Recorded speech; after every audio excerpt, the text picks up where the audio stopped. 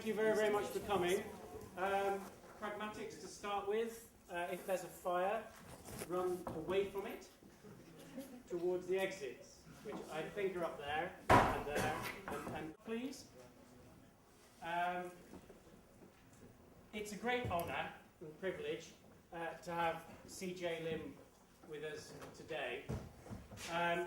CJ is one of those people that demands either a lecture all of its own by way of introduction or some choice words. I'm probably not capable of either, but I'll say one or two sentences. Professor of Architectural Design, Architectural and Cultural Design at the Bartlett, UCL. Multi-award winning international star, it's safe to say. One of very few people, really, genuinely operating at that level in the UK. I think that's sort of honest assessment. What I have always appreciated of his work, and I'm sure we'll see some today, is more than anything else, CJ strikes you with kind of an exquisite craftsmanship in terms of his drawings, in terms of the things that he makes, and that over and above, the kind of deep theory which we're often exposed to in the 21st century, is a kind of sign of something that will last, and is great privilege actually to have seen over the years. So very, very much look forward to what CJ has to say. Just so you can start thinking about your Christmas presents and so on, your book collections.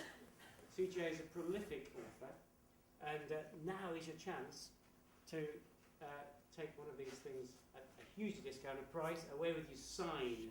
So it's a great opportunity if you want to pick something up at the end of the tour. Without further ado, CJ Lim, thank you.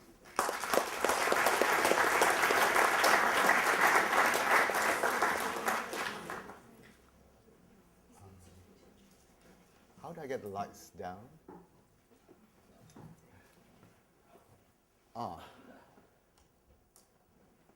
That's great. Thank you. Thank you. Yeah. That's when. Yeah, great, fantastic. David, thank you very much for the kind introduction, and I'm most grateful for this privileged invitation here to your school. I've been trying to angle an invitation for a long time now to come to your school. Heard a lot of great things about it, and my first time to your city and also to the school. I'm very excited. Just walking around earlier on in your corridors across the building, and I've seen some pretty amazing work just by walking past it. So maybe one day I could even hear all of you explain the work to me. Anyway, I will start the talk. It's in two parts. Is the mic working up there? Can you hear me through the mic? Okay. I don't want to go through half the lecture and then you said you couldn't hear a single word I was saying. By the way, I'll be saying a lot of daft things, so I hope you'll laugh at my silliness. The lecture is in two parts. The first part, for about 10 minutes, I wouldn't say any word. Because it's my first time here to your school, I'm very excited. I'm just like any kid trying to show you all my toy collections, my projects here. So I will try to contextualize what I've done over the years and then show you the recent work and talk about the recent publication.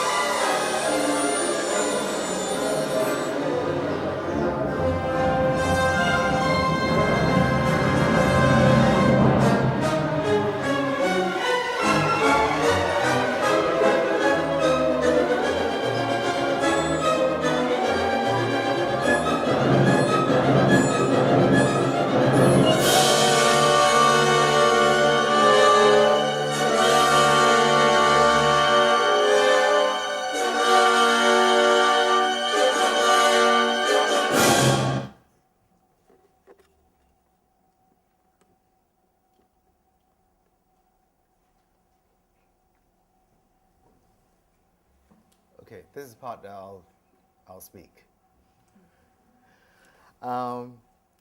Right. I guess I should explain that within my practice and my research, I have two lives. My first life, we work on projects, issues, design policies that looks into food security, food sustainability, food transparency, and these are issues that would drive the master planning projects that we have done. And we have been engaged in master planning for about coming up to 8 years now, mainly in China and in South Korea. What I believe is in local sustainability and how we can encourage and cultivate a group of people, what I call the urban farmers, and how we can actually make space in architecture, not with concrete, steel, or glass, but with these materials here that are very textural, that changes color throughout seasons, that has smell, and has taste. So I'm interested in materials that you can actually eat. This was a project that we did in South Korea, where we look into how you could actually utilize, or in our case, save a piece of agricultural land and make new development. Because in many, what I call new countries, new cities, they absolutely are obsessed with producing cities and architecture without thinking about sustainability of food. They all think about solar panels and wind farms and all that thing, and they never put food into the equation of how you can actually sustain that aspect. They forgot. I think policymakers and politicians tend to forget that if you don't eat, we don't have any energy to even move, let alone sort of do other things. So why bother doing huge mega cities and not consider one of the most vital aspects of human well-being? Please sit down. No space. Come and sit here. Thank you. This is a model for that project. For those, I can see most of you are very young, it looks like. By the way, I'm sure some of the projects I've shown, they're quite old, were done before you were born, is that right? Anyway, for students, you might be interested that this model, the base is actually knitted. The knitted bit shows the existing farms, and our insertion floats over it to actually maximize food production in the city.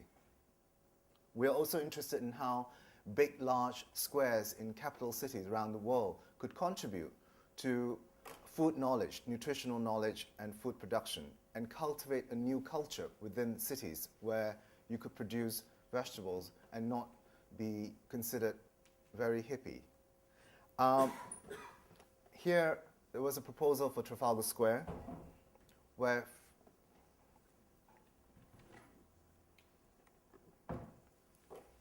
there's a seat here, where food, this is a food nursery, where food information is stored And if we were to link up with other squares around the city, you would produce this network of intelligence, of food intelligence around the world. I have a lot of slides tonight because I've been very excited coming down here. So the things that, just ask me questions. If you blink, you probably miss a couple of slides.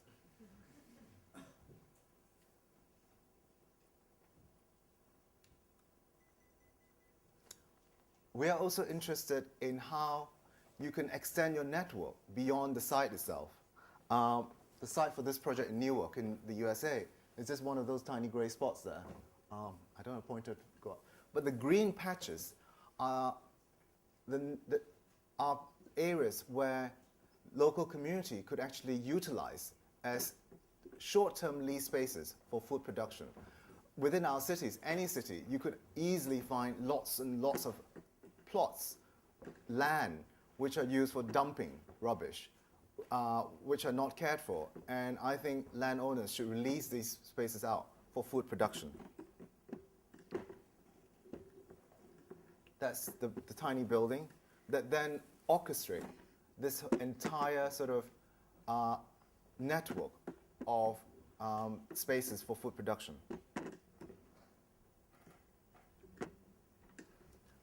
Back to China here. This is the Pearl River, a site in South China. We were asked by the government there to look into the embankment, for example, because what you find with the Pearl River, like many rivers in China, is that it is a dumping ground. It's really sad. You can find, if you want an old sofa, you can get an old sofa there, bicycles, half a car, dead chickens, rats sometimes, bags of rubbish, clothes, anything that shouldn't be there would be there.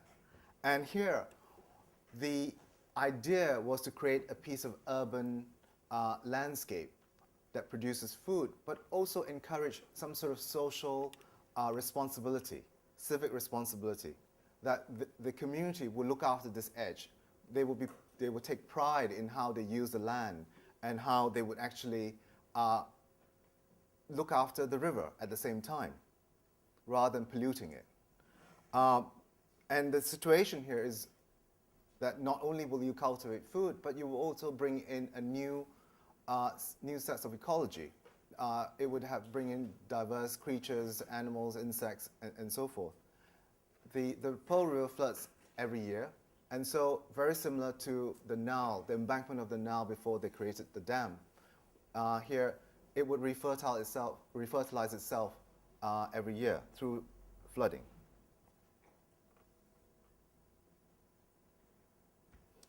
We were interested in bringing not the city to the countryside, but the countryside to the city.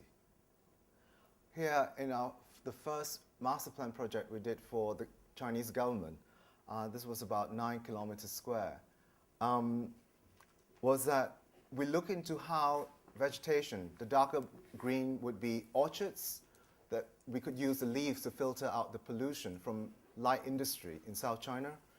The circular green patches are food production interweave with housing.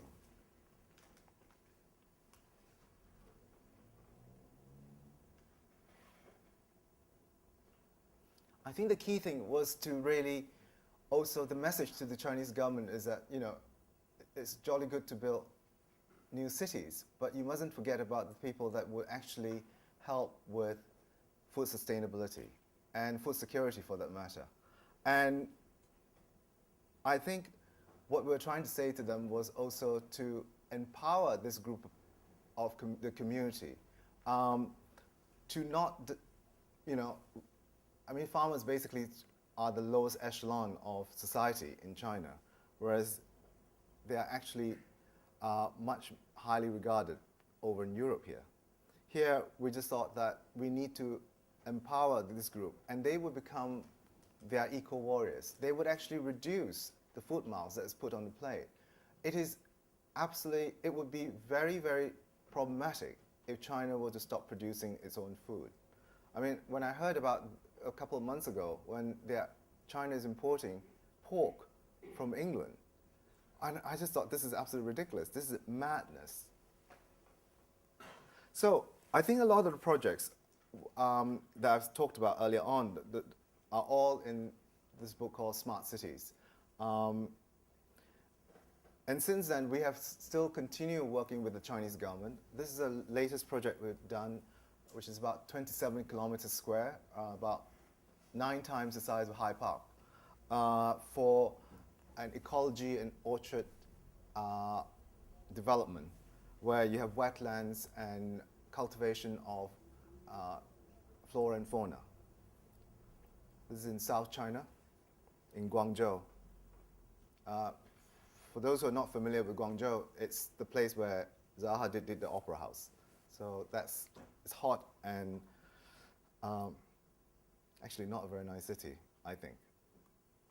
Anyway, back to my cake. I'm sure you've seen my cake on the posters around your school. That's my other life. I make cakes metaphorically and literally. I can give an entire lecture on cake making, which I probably would prefer. I love baking because it's incredibly therapeutic. I find it incredibly therapeutic on the days when I have very bad tutorials in school. I go back and bake, and I eat an entire cake to make myself comfortable. I tell you, if you see your tutors getting bigger around the waist, you know, they have been baking cakes because they had bad tutorials. My students can see me sort of grow in front of their eyes. But this is my second life, which I'm going to focus on tonight, where we do projects where we explore ideas, we speculate. And we, what I call crochet architectural stories, architectural narratives. And I use the word quite literally. If you actually look at the scale of the pieces of the drawings that we make through this method of collaging, they are so tiny that we have to use tweezers and needles and things like that to stitch them all together. And I remember some sort of broad paper journalists came around to interview us, and he was really, really shocked by the fact that we were not doing drawings through the traditional way of either pen, paper, or the computer. So, as I said, I want to talk about drawings and narratives tonight. That's what short stories, part of short stories, the book, this book here, this tiny little novel of mine, talks about. We are all familiar with orthogonal conventional drawings, yeah? Plans, sections, elevations. But these drawings, for me, I think, they are very good for certain types of information. They're very good for fabrication, construction, locating areas, and being a diagram most of the times. What it lacks is the kind of what I call phenomena and intelligence of quality beyond just basic information for construction. And here, on the right-hand side, that's a drawing from Lebbe's Woods. I presume all of you are familiar with Lebbe's Woods? Hands up. Good. I think you should look into Lebbe's work. His work is pretty. His drawings are pretty amazing.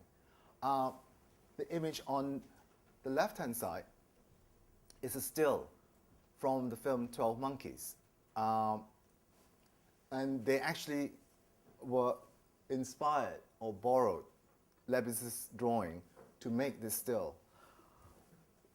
I think here I'm interested in the architect being the storyteller. Lebbe said that drawing is a mode of thinking. There are ideas and feelings that only could be expressed through the drawn form. And I couldn't agree more, because I feel that drawings must have emotions. A good drawing must be emotional and alive. Roland Barthes said in his book, Structural Analysis of Narratives, he said, narrative is present in every age, every place, every society. It begins with the very history of mankind, and there nowhere has been people without narrative. Caring nothing for the division between good and bad literature, Narrative is international, transhistorical, transcultural. It is simply like life itself. And I think based on that, if life are a series of narratives and stories, could architecture, spaces, have the same quality? So when we're designing any space, it's not just four walls and a roof. It has emotions inside it. And that should be something that comes through a good building. That's what I feel. I think unlike sort of bad buildings, and maybe this shouldn't be recorded, I'm sure I'll be sued for saying this. There's a very famous American architect that does white buildings, that when you go to his building, it's so clinical that it lacks any emotions whatsoever. You can guess who that person is. We have used narratives for a long, long time now, and it has been a passion of mine of how we work through a program or how it could integrate it into a given brief, for example. I think one of the earlier works we've done through using narratives was inspired by the film Seven. Have most of you seen this film with Brad Pitt? And Morgan Freeman, and a very, very young Gwyneth Paltrow then. And the thing is that we were really interested in how the 7 chapters within the film would give us inspiration, not just inspiration, but the brief to augment and reconfigure the city, either through urban proposals or very small individual interventions within the city itself, or through a very individual characteristics of gluttony, for example. Here we created the temple. At that time, we were all very obsessed by, this was done a long time ago in about 1999, we were obsessed by mad cow's disease, the BSC syndrome. And the thing is that we created this temple almost as a commentary about food security and our neurosis about what we eat. The temple, and also the bad ways process of how we produce meat to make cheap food. Here, the temple would have the cow up in the penthouse, and the owner would talk to the cow. It would be fed the best and freshest grass, and then lower down onto this long red dining table where the cow would be eaten at the Last Supper. When you work with narratives, you could not be fascinated by Lewis Carroll's Alice in Wonderland. I presume most of you have read it or at least seen the Tim Burton film. Yeah? Have you seen the Tim Burton film? Yeah. The best bit was when the Queen said she needed a warm pig for her aging feet. I thought she was great. Here, we used the piece of literature quite literally and quite liberally. Some years back when we were doing a competition called in Sittingbourne. Any of you from Sittingbourne here? Before I say anything derogatory. Oh my God. Can you please forgive me this evening for saying something not very nice about your town? Okay, good. You can scold me afterwards. When I went to the site before doing the competition, I have to confess, I was really bored by the town. I felt like Alice when she was sitting in the park being very, very bored out of her mind before the white rabbit came by. So the thing is that, so when I got back to the station, I just thought, I really felt like that. And this thing came out, and we literally took the piece of literature and worked it with the brief that was given by the local council to make the center the Wonderland. Obviously manipulating scale, one of them, creating ambiguity between what is real and what's mechanical or man-made, distorting nature in an artificial way, obviously, and the way that we experience materials and our senses. Another form of working with narratives that we have explored was through this project. It was a homage to John Haydock, the great architect. Any of you familiar with John Haydock? John Haydock, his best, most amazing creation was a book called Victims. You have to look at it. And what we did was that, you can see the numbers there, right? You can sort of, yeah. We took the entire book, there was full of, I don't know, about 60 or 80 characters that he wrote. We took his text, and what we did was very simply, very similar to how filmmakers work, where they actually take a piece of literature and get a screenwriter to adapt it. We sort of, I know it sounds very pompous, but it was literally how we did it. We took John Haydock's text and interweave it with our text, which is in red, to create a new program, to create a house that was a homage to him. And part of it, the bottom one, as you can see, talks about the child, him, and the jelly jar. And what we did was we created a house that floated over a landscape that would actually be liquid and solid through different times of the day. Just like a piece of jelly, if you will have reduced temperature, it will solidify, and then it will become liquid if heat is applied. And the form of it, if you look at it, was also inspired by the jelly mold. And we found it really interesting to adapt, inverted brackets, somebody else's piece of text into, to give us the program. Jules Verne. This is the guy who I have a lot of time for. He actually thought of the submarine before there was any submarines, who had vessels flying in the air before the Wright brothers actually thought of aeroplanes. And for me, I think he would be somebody I would call my hero, because the things that he speculates, and I really, really believe in speculation. There's a big difference. When I tell my students, there's a big difference between speculation and problem solving.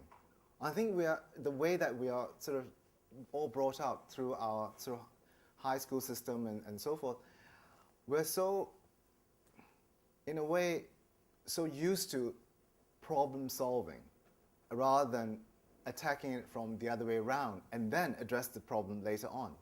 And I find Jules Verne being one of these people who speculated. And I think that's really, really important to me and to the way I teach, and also the way that we work within my practice. This was a project for a landmark in Paris where we were inspired by the flying vessel, in this case made out of paper mache, that would actually create different patterns on the ground.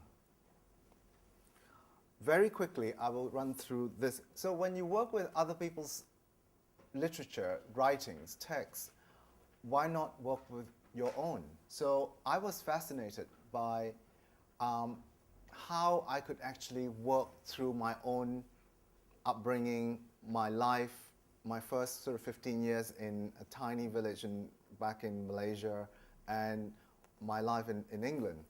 So it was a kind of discourse between Eastern and Western culture. And when we were invited for the Biennale some years back, I was absolutely adamant that it should be something about me rather than a generic project that one could produce. So looking into the kind of two cultures here, of course, with Venice, you could not be inspired or by Calvino's Invisible City. I would highly recommend everybody to read this book. It's one of the most inspirational pieces of literature of all times, at least for me as a designer, a spatial designer. Have both of you read it? Yeah? You should read it. And I definitely don't get a commission by plugging this book. So, and the protagonists are these two old chaps, Marco Polo, the Venetian explorer, and the Mongolian emperor Kublai Khan. And so, rather than going into depth of what we did, this project, what we did was that, for example, St. Marco, a square of life and energy with pigeons flying around, which is the horizontal strip. We flipped it up and turned it into the Tower of Death. It was also homage to the title Death in Venice, where the Tower of Death would have these sort of pigeon traps cladding the structure. Pigeons would be trapped, hung, and cooked and eaten. Not a project for vegetarians, I have to say. But the thing is that, the message here is when we make drawings or models, we try to be as circumspect, as precise about the information, about the story, about the narratives as much as possible. Here, if you look at the model of the tower, we did not clad the entire structure with the cladding, as one would do if you were to make a conventional model, you would clad. Here, we were only interested to identify the areas of fatality where the pigeon was trapped and murdered. We were also interested in representing the notion of cooking, heat. As you can see, there are patches of burnt. Can you see it from your side? Can you see the little burn patches? We actually started burning the drawing as well to identify sort of the kind of material, in a way, heat as a material within the piece of architecture. It's not something that I would recommend that you do in your building across the road. Please don't do that. Otherwise, David would never invite me back. You should do it at home. Within the project itself, there was also, in Venice, there's the Great Lagoon. And they have these great vessels that come through. Here we have a chapter talked about this monster giant washing machine that glides through Venice. And the antennae would have gardens. You can actually lease the garden for the duration when your laundry is being dried. This is when the garden is hooked onto the windows. So, sorry, I keep flicking it. As you can see, the story about the relationship between the garden and the window is expressed in a very abstracted way. But what we wanted was that we wanted only key information on that sheet. The giardini, in our giardini, it was an